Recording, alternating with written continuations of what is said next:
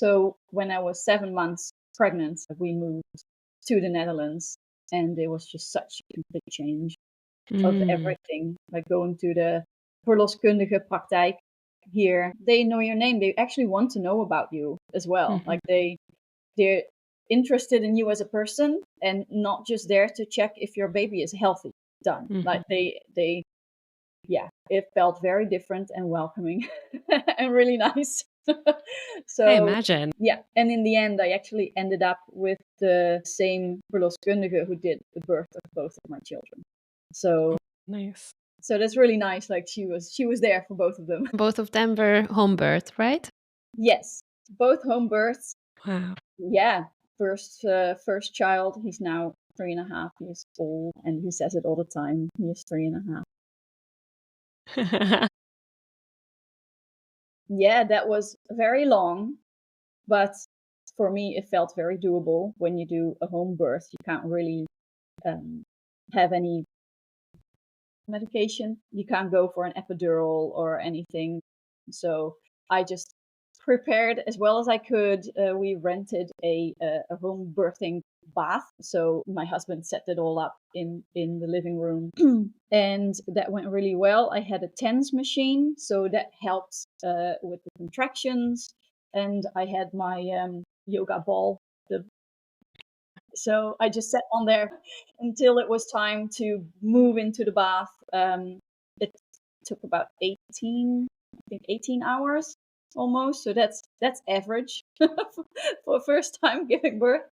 But that's from early in the morning, 6 o'clock. I can't sleep because of the contractions anymore till like 9 o'clock in the evening when he came out. And that went all really well. Yep, no complaints. I was mainly thinking, pregnancy is harder than giving birth. So with the third pregnancy. I really like how you say that it took 18 hours. Yeah. It's like manageable, it's doable when you have the right mindset, the right support. Yeah. Because a lot of people think that, oh, if I pass like 15 hours, I want epidural, or like it's too long. Well, then it's too late most of the time. Yeah. Can you take us through your preparation for birth? Yes. Yeah.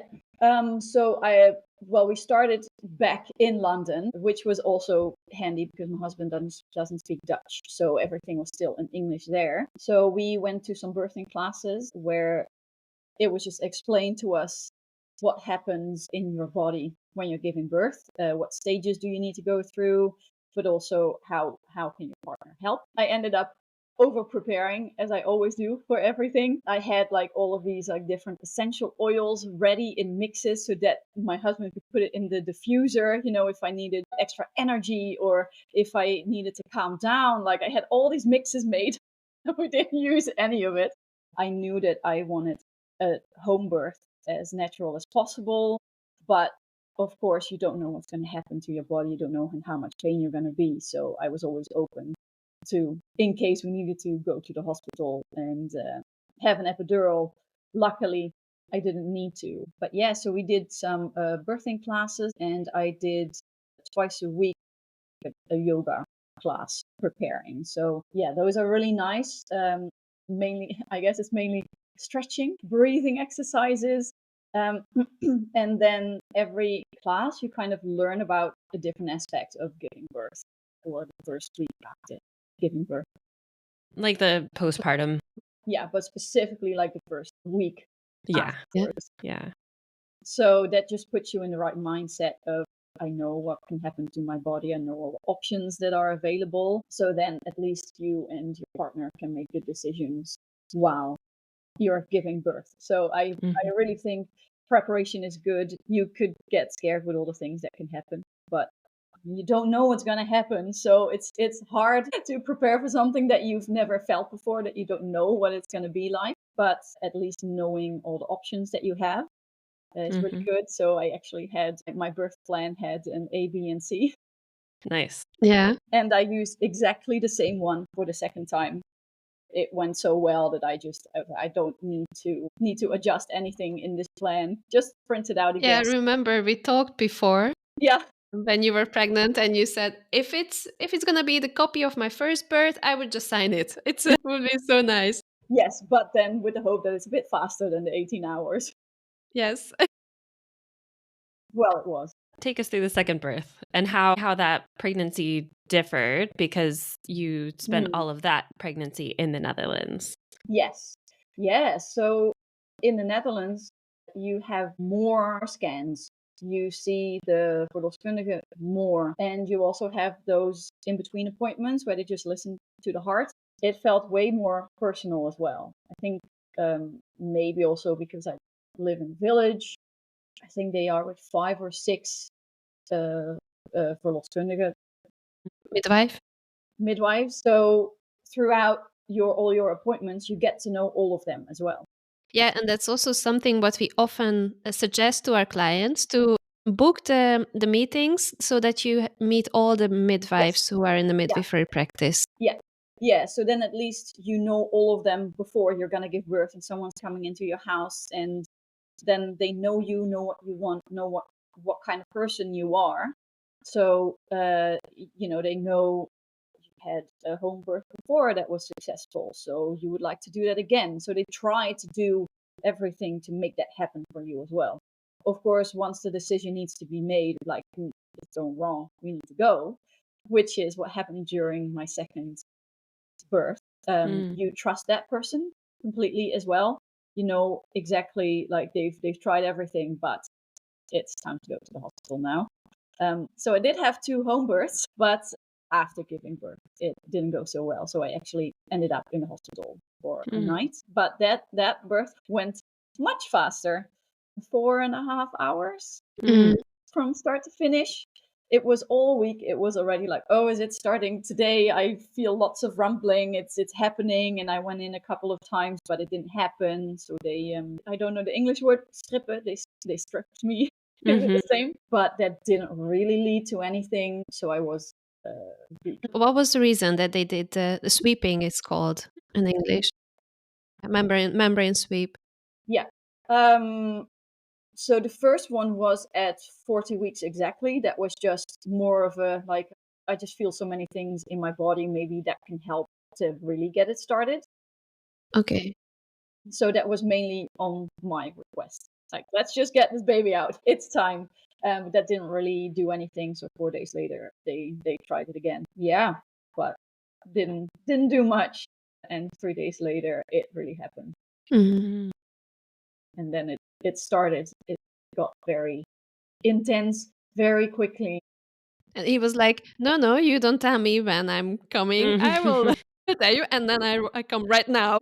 Yeah, so yeah, it's so hard because you, in your mind, you prepare like it will probably be about half the time it took last time, so let's prepare for 9 hours of this. Like, in your head, you just try to, make up something so that you can just mentally prepare for it.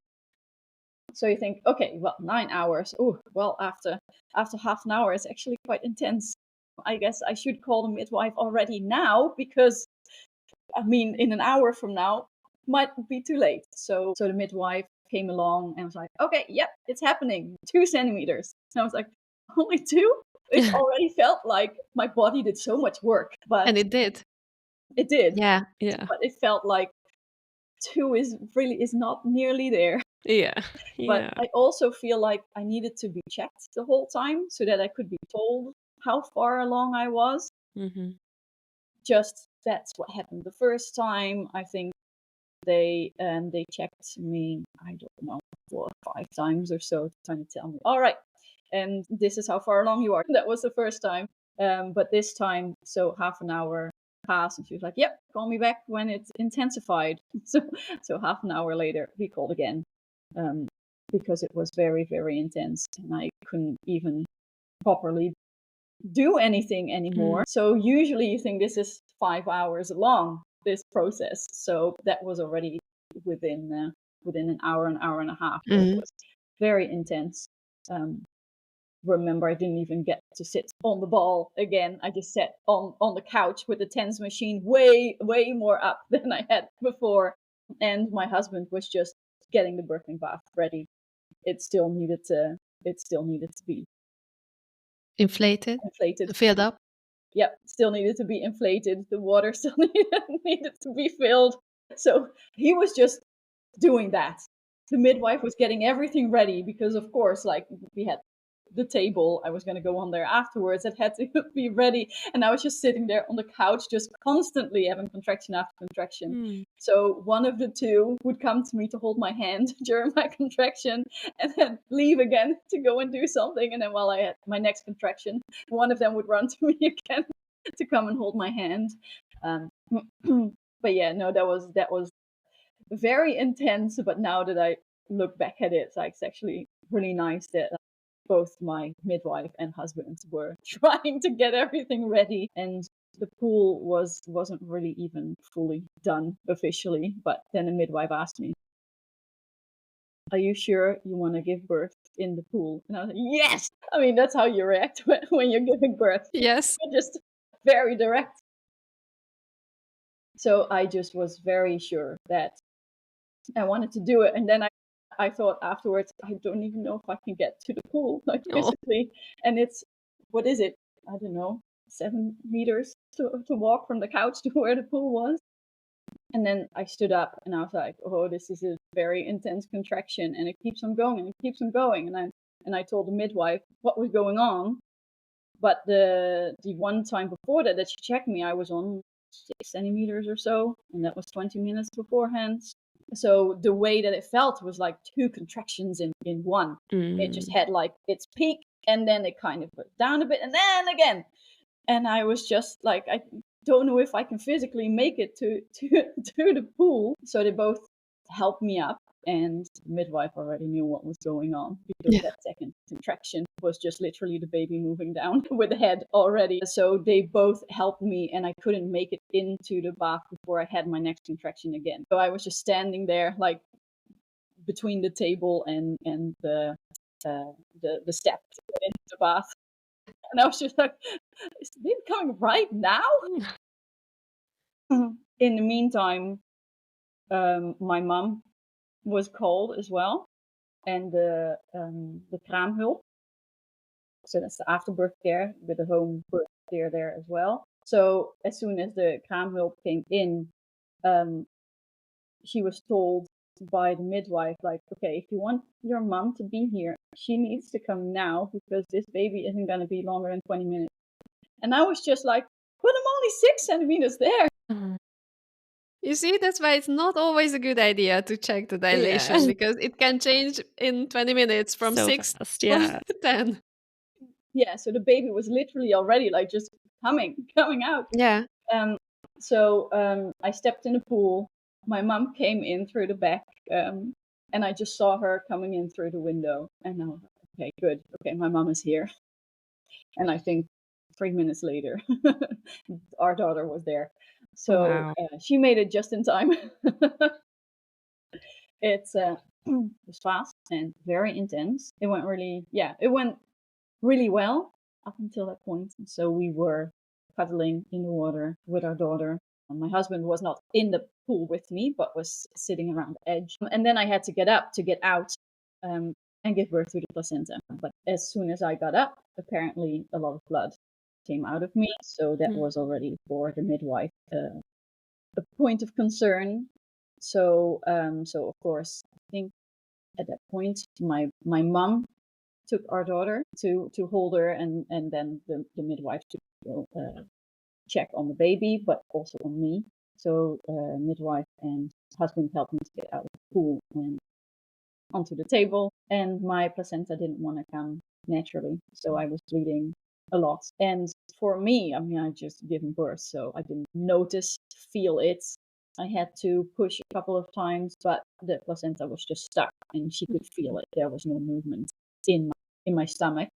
And she tried to help it along as well, like pressing on it. But then she said, I'm going to need to call an ambulance because you're probably going to need to go into the hospital. Do you know how long it took or how much time passed when she said it? Yeah, 18 minutes. So she was, and I was saying. So she had concerns because of the blood, not because of the time frame. The amount, no. She said ambulance will probably be here in about half an hour. If you've given birth to your placenta by then, it's all fine, we'll be good, and they can go again. Mhm. But just in case it doesn't, they'll be here and they can take you to the hospital. So once they arrived, it was already clear that the placenta wasn't going to come naturally. So I had lost a lot of blood by then. And in the end, after all of this went on, they said that I had lost 2 liters of blood. So usually Goodness. you lose about half a liter giving birth. Yeah, if that. So this is 4 times as much. Yeah. What do you have in your body when you're pregnant? Also 4.5. Yeah, you've got more to help compensate, but 2 liters, that's a true postpartum hemorrhage and Yes. concerning, very concerning. Yes. Yeah, so they brought me to the hospital in the ambulance. I was, of course, by myself, but for me, it was like going through the motions. I know this needs to happen. It's been explained to me very well what's happened. My baby was there and she was healthy.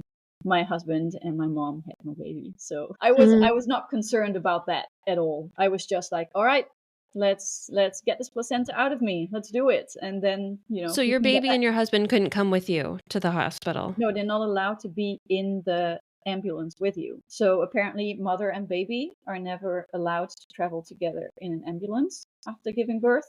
Goodness. So my mom drove our daughter and my husband to the hospital Okay. at that point. Or at least they once they checked up on our daughter, because of course she needed to be weighed and just what do they check? Reflexes, all these Yeah. things, all these things that they check. I don't know. And then they headed off to follow me to the hospital. And Good. by that point, I was under full anesthesia. Luckily, I did not want partial anesthesia. Yeah, I can imagine. Yeah, they had to do the curettage again to Yeah. to take the rest of the placenta, all of the placenta out. Mhm. What I did really notice was that as soon as you get to the hospital, your birth plan is no one asks you for it anymore. It's Mm. just everything is going on automatic and you're off. Yeah, you had an emergency situation, so that's Yeah, yeah. yeah, yeah. No one's gonna ask you, do you want to keep your placenta? I mean, it would have been torn to shreds anyway with this process. Oh, So that wasn't an option anymore. I did ask yeah. afterwards, like, taking my placentas in the bin. But yeah, that's just not really an option anymore. I did hear that the midwife followed me, like in her car after the ambulance. I didn't realize anything, but that's what midwives are supposed to do. They have to like hand you over to the Mhm. hospital staff. So I recently actually saw the photos of that. My mom's making a photo book, and there was a photo of the midwife at the hospital, and I was like, huh? I didn't even know that happened. But that was really nice just now to know that she was there Yeah. for the whole You know, this is one of the many reasons I respect midwives so much because Mm, they are there for you to make sure that everything happens yeah, and works out how you want. yeah, And then they're medically yep, responsible person. So Mhm. she saw that okay, now it's going to another way. yep, Then it would be okay. So yep, she had really her alarms on and she called the ambulance and yeah, yep. possibly saved your life with that. Yeah, well, yes. Yeah. Yes, what my husband thinks and talks about a lot. Like, if this was 50 years ago, this is just something that you don't survive. Yeah. So even though now it doesn't feel, for me, it doesn't feel like a big thing. A lot of people ask me if it was traumatic to, be driven off away from your baby, but I had just full support at home. And well, the hospital was very different, so I'm actually really glad that I didn't have a full hospital birth. Mm. Just being in your own home, in your own environment with the people that you know and trust is Yeah. really nice. Just having your own midwife there that you've known, and I've known her, had known her for 3 years up to that point. So that's just a very, very like relaxing way. Mhm. Yeah. So, and of course, being at the hospital, I think 10 people told me their names and that they were going to take very good care of me. Just do what you need to do. Yeah. It was sometimes it was a bit too much, like doctor after doctor, and I guess from the ambulance staff and then onto the ER and then onto the next part, and then I think I saw like 4 different places, and they all said, "Oh, this is my name. We're going to take very good care of you." Okay, just do it. Yeah. What was recovery like after that for you? That was, well, they actually gave me some extra blood. Mm. I had just one bag is Okay. 500 mils, I think. Mm-hmm. And that really helped me. So that was the day after. That first night, I had one night at the hospital, but that one night at the hospital, I just had, tubes everywhere stuck in me, and it was just horrible. I don't like needles, so this was just constantly like in me. There was even one, just in case they needed to put in an infuse, what's it called, a bag on me. Mm-hmm. It was just in my arm constantly, but there was nothing like attached to it. So for me, that was mainly the annoyance part. I felt very, very tired, but then they gave me that extra blood, and then I felt great. I felt like I can do this. Let's go home. I can take care of 2 kids. Like it was as if you get drugged, a whole bunch of drugs to help you. So that was actually really good for those first 2-3 days, and then I guess you got your the Blue Monday. What do they call it after giving birth? When the kraamdag, the traan teary day. I don't know what it's called. Yeah, the baby blues. Yeah, baby blues. Yeah, the baby blues. And then like my whole body just hurt so much. Oh. Yeah, pain everywhere, as if I have run 6 marathons. I mean, I did. So, but I had so much help.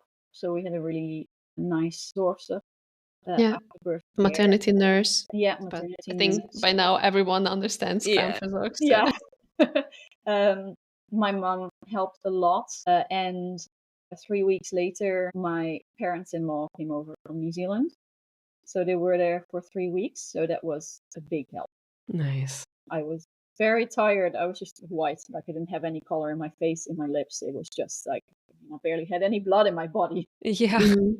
And you're breastfeeding a baby and you have a toddler who runs around all day. So yeah, that was tricky, and it felt like surviving. Yeah. But we had so much help from our parents, which was just exactly what we needed. And especially with our, by that point, 2.5-year-old running around. Like he needed to be taken out and to go and play, and it was summer as well. I worked in June, so it was very warm. That was really good that he had all these people who could be with him, and so that he wouldn't jump on top of me. Yes, because I had no energy for that. And wouldn't break the house. Yeah. And you could just concentrate on your baby girl and recovery. Exactly. Yeah. And she did really well. Breastfeeding was going really well. So that was a big challenge with our boy. Breastfeeding was just so extremely painful. Also something that no one really tells you beforehand. It's as if everyone just prepares you for birth. That's it. Nothing else. Like just that moment of giving birth. Yeah. But in the detail in how much pain your boobs can be in when you breastfeed. Yeah. That's something that can also be worked on a little bit more, I think, like the miscarriage information and breastfeeding. Yeah. You hear from other women it's intense, and they can have like what are they called? Tepelkloven, like really sore. When it's inflated or but and even like overproduction or something, you don't really hear about it that much until it like literally happens to you. Yeah. So yeah, I think those are definitely points in the UK and here, maybe all over the world, that women can be prepared for better. But I think preparation for birth, at least. Okay, so how the Dutch say bij deze, if you have any pain, call a lactation consultant as soon as possible. And ask for help. Because it shouldn't be painful. And especially in the Netherlands, it's all covered mostly as well. Like I guess usually when it's a planned pregnancy, you change your insurance level. Is that how I can call it? So then it's all included, and of course that's what we did as well. So we didn't have to pay for anything. I know from friends in the UK who have had kids there that everything costs money. So going to a lactation consultant, and you need to go there with your baby. They don't come to your house, which is also bonkers. Like if you have a 3-day-old baby and you don't have a car in London, we have friends who traveled by bus to go and see a lactation consultant. Yep. So there are definitely things here in the Netherlands that are a lot better than from what I know in the UK. Yeah, I think, Anna, you also have sometimes just a call with someone, and then just a tiny bit of an adjustment can solve that problem. So either a video call or a phone call often is enough. Yeah, we even, so I think in the first 10 days, you can also call the midwife at any point. So we actually did that, I think, night 2 or 3. Our daughter just didn't want to stop drinking. We didn't know what to do. Like, do we need to, have a break for 2 hours before she can drink again? Or should she just be attached to me all night? Like, we were just panicking. She was only crying. So we called. I think it was 1 a.m. I mean, there are people on shift anyway, right? So so we called. We don't know what to do. She was like, just lie down, just rest, put her on you. You'll be okay. Like I knew, at least this was the second time breastfeeding, so I knew positions that were comfortable for me, and and then we basically just cuddled all night. And I know they say don't put your baby in between you when you sleep, but you can't constantly get up, especially physically. Like constantly get out of the bed, pick her up, put her back in again. So and my husband could do that for me, of course, but we just put her in between us, and we had like a baby nestje, like kind of a bed with pillows on the side, so we couldn't at least roll onto her. But I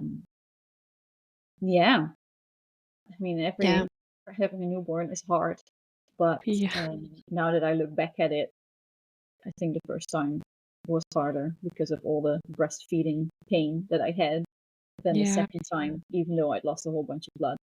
So there's ups and downs for everything. Sounds like here in the Netherlands, you were able to experience the systems that are put in place to support pregnant women and families better than in in the UK. Also one of the reasons that I just really wanted to be in the Netherlands for this, because just so many things you don't really know beforehand. And I feel like all of our friends in the UK, they just have to figure it all out by themselves. And then on day 2, you go into the hospital so that they can check on your baby again and weigh them. And like, you have to physically go into the hospital with your baby.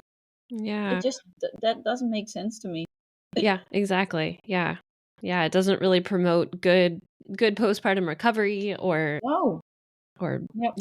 any of that. Just causes a lot more stress. And the parallel with growing a baby in your belly, you were also growing another project, and that was your company, because you're also an entrepreneur. I offer pregnancy massage, and that's how we got in touch with each other, because you are also selling beautiful essential oils and massage oils, and I use your products. And you also had the chance to experience it on your own body when I gave you the massage.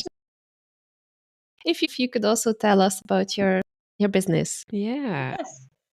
So that actually started during COVID when I was going through miscarriages, and I needed a new project. I didn't have a job at that point because everything had just dried up. I was a freelancer, so first thing to go when business is doing bad are the freelancers. So I started making soap, and I was really interested in natural skincare, and I started a business officially in the Netherlands when I was 7 months pregnant.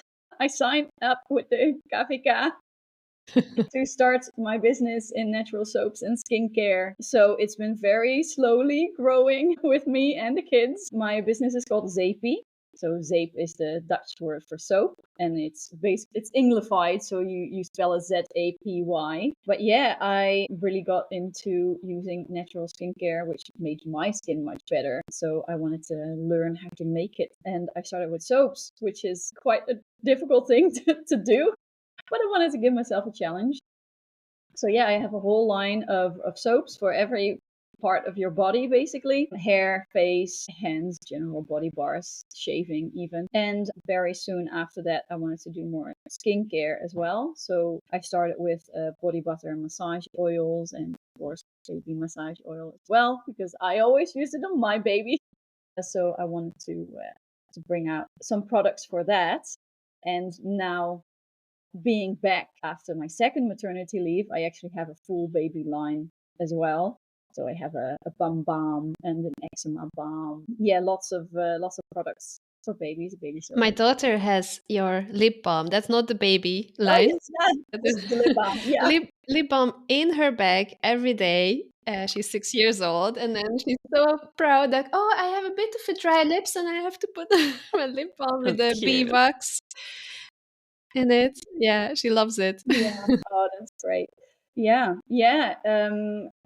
So I have a whole bunch of products now, and I only want to make more. So my focus is mainly on research and development, but I also need to get my sales up. But I have been talking with some investors who are local investors who are interested to bring my company to the next level. Oh, beautiful. Yeah, exciting. So hopefully soon I will actually have a marketing budget so that more people can actually know about and enjoy my products. That's It's fantastic. been almost 4 years. 5 years of actually soap making and doing it, but almost 4 years since I officially started the company. And I'm still super enthusiastic about it. I've never been this happy with a job before, even though it's not like I make money. I remember you told me that, like, okay, I almost have to give birth, but I'm so busy with my company, and it's so exciting, and it's so and also balancing, like, mom guilt always kicks in. I want to be with my kids, but I want to focus on my career and on my other life. Yeah, so I work 3 days a week, and next year I'll be doing 4 days a week, and it just feels like, it's kind of like, I know I have two passion. Of course I love my kids so much, but I feel like Zapy is also very much a big part of me and is like a baby to me. Yeah. I am like making it, and I'm growing it, and it's on my mind constantly as well. Last night when I was trying to get our girl to sleep, I'm just thinking of, okay, what are the next steps? What do I need to do tomorrow? And I'm just going over my whole to-do list in the middle of the night. Multitasking on the level 1000. Like, there are some tales when I read for my kids, and there are books I know inside out, and then I realize, I catch myself making the to-do lists in my head while I'm reading. Yeah. Exactly. Yeah, but it keeps me sane as well. I mean, motherhood is hard. Yeah. Having two young kids is very intense. So just to have something to also be so passionate about, like, just, I have time for me. And it feels like when I'm working, that's me time. Yeah. Yeah, absolutely. So I think just working for myself and really doing something that I'm so passionate about, because I've never had this in any other job before. So I'm very, very, very happy and fortunate as well that I've been able to start this, because I mean, I don't make any money with this yet, but a lot is coming in, but everything is going out because I'm upscaling. So I need to make so many investments, but hopefully once there's an investor on board, I can actually start myself a little bit. Very exciting. So, that's awesome. But nice. So I have 3 babies, really. Yeah, I can relate. Mm-hmm. Yeah. You both also have your own company, so. Well, thank you so much for sharing your stories, your experiences. They really, a lot of insight and wisdom, and I think things that will really help our listeners. Really help our listeners. I really hope so. I mean, that's what I want to do with this podcast, right? I want to tell other women that Netherlands ain't so bad for giving birth in. Yeah, exactly. And I think also really useful details about when things went not the way how it's ideal, but how was it handled and what happens then. Yeah. It's really useful. Yeah, for sure. Thank you so much. All right. Thank you. Thank you both for inviting me. Our pleasure. Just like that, we have reached the end of season 1, episode 17. Honestly, I can't believe we have already put 17 episodes out there. Thank you for being part of this journey, for listening, and for all the love we have received from you. Without your support, we probably would have given up somewhere between editing late night and trying to squeeze recording into our busy agendas. You never know upfront how a podcast will land, how an episode will be loved, but we did it. And thanks to you, we even welcomed new clients through this space.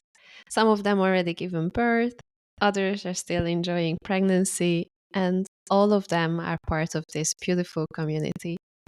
So really, thank you for every time you tuned in, for every rating and share that helps us reach more expat families in the Netherlands. We'll take a short break now and return in 2026 with season 2. Expect more in-depth conversations, fewer guests, and more of our own expert sharings. And don't worry, you don't have to miss us in the meantime. We are always up for an online tea, call, meetup. Just check the links below the show to see how to connect with us. We love you so much. Bye for now and see you in season 2.